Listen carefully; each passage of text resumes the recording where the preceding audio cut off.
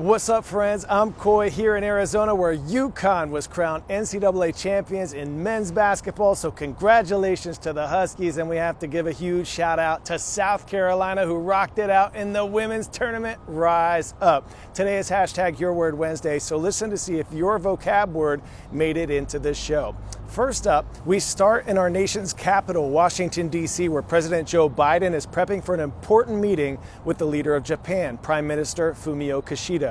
The main issue on the agenda, strengthening the military alliance between the U.S. and Japan.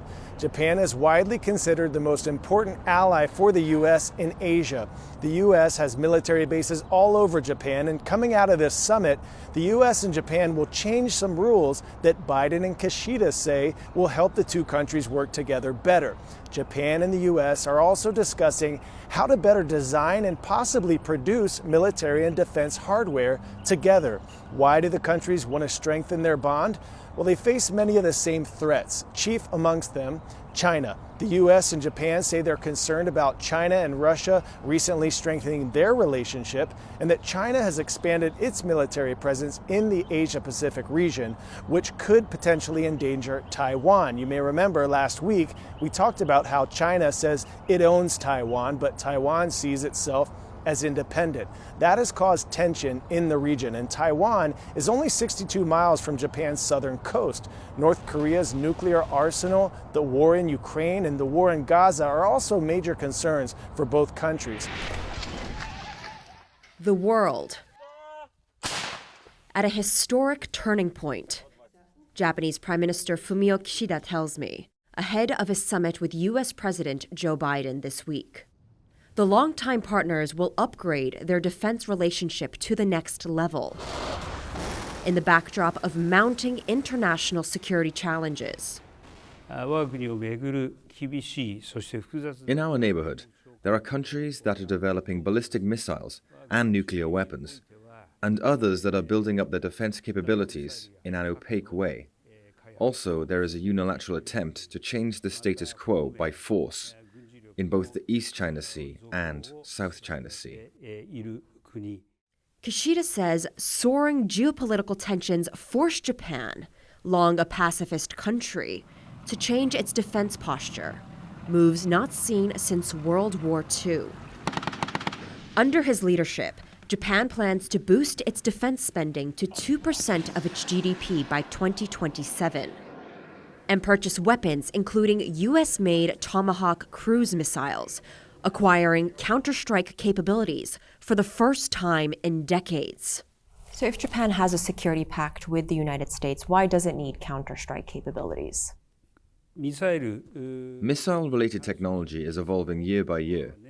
As missiles become more sophisticated, Japan must constantly consider what kind of technology is needed to protect the lives and livelihood of its citizens.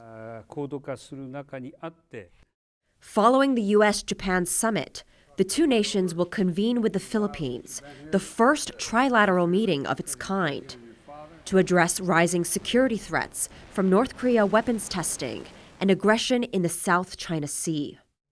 The U.S. and Japan, an enduring bond, confronts its pivotal moment as a volatile world seeks to unravel their global sway. Hanako Montgomery, CNN, Tokyo. 10-second trivia. Which one of these categories is considered a worst-case scenario when it comes to hurricanes? Category 3, Category 1, Category 5, or Category 4? Correct answer is Category 5. Meteorologists use a scale called the Saffir-Simpson Hurricane Wind Scale to classify hurricanes into categories 1 through 5. Categories 3 to 5 are considered major hurricanes, but a Category 5 is catastrophic. Next up, this coming hurricane season may be less than ideal. That's according to Colorado State University. The school has been putting out yearly forecasts since 1995, and they say this year they're predicting more hurricanes and major storms than ever coming out of the Atlantic Ocean. The university says that from June through November, there could be 23 big storms, including 11 hurricanes and 5 Category 3 or higher major hurricanes. These storms are likely to hit the eastern part of the US and the Caribbean. In the typical season, there are 14 big storms, including 7 hurricanes. A big reason for more hurricanes this year is a weather phenomenon known as La Nina, which basically means that the temperature of the surface water is cooler than normal in a particular area, and certain wind patterns are stronger in that same area. Unfortunately, that combination creates the ideal conditions for some major storms.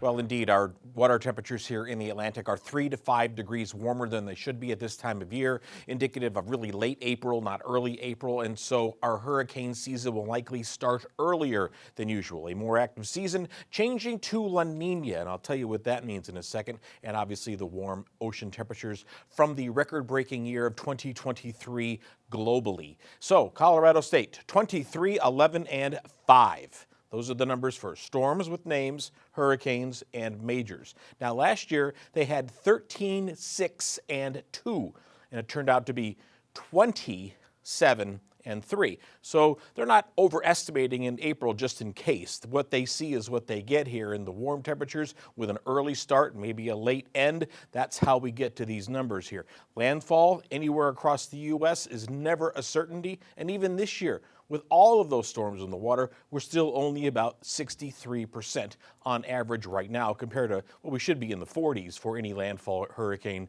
for any given season. Of course, across the Gulf Coast here too, a 42% chance of something in the Gulf getting to major category. That doesn't mean that storms aren't going to landfall. It just means there's some major storms making landfall there. So what does La Nina do? Well, kind of the opposite of what El Nino did last year. El Nino made a lot of disturbances here, a lot of what we call shear in the atmosphere. Well, now the jet stream is going to be farther to the north, and that means that there's going to be less shear. Less shear down here means the storms aren't going to be torn apart. If you have storms that aren't torn apart, you're going to get more storms to continue, and so therefore more storms forming and more storms moving up toward the west. For our next story, we're talking cameras. They're everywhere. They're on our phones, on our tablets, in our cars, on street corners. It's like there's some Machiavellian plan out there to capture our every single move. And now we have the camera the size of a car. That's right, the biggest digital camera ever. It's called the LSST camera. It has 3 billion pixels, a 5-foot wide optical lens, and it took scientists at the SLAC National Accelerator Lab nearly 2 decades to build it. The camera will be installed at an observatory in Chile, where it will take a series of photos of the southern skies. Each photo will take 15 seconds to snap. That may sound like a long time to take one photo, but it's the best way to make sure the camera is capturing as much detailed information in the deep, dark solar system as possible. Then, every 3 days, scientists will take all those photos and stitch them together to make a huge, detailed image. Over the course of 10 years, the camera will generate over 1,000 of these large, detailed photos of the sky. Scientists will then analyze and compare these images to understand how our galaxy was formed, how the universe is expanding, and what exactly is dark matter, which is a substance that scientists believe exists in outer space, but don't know for sure.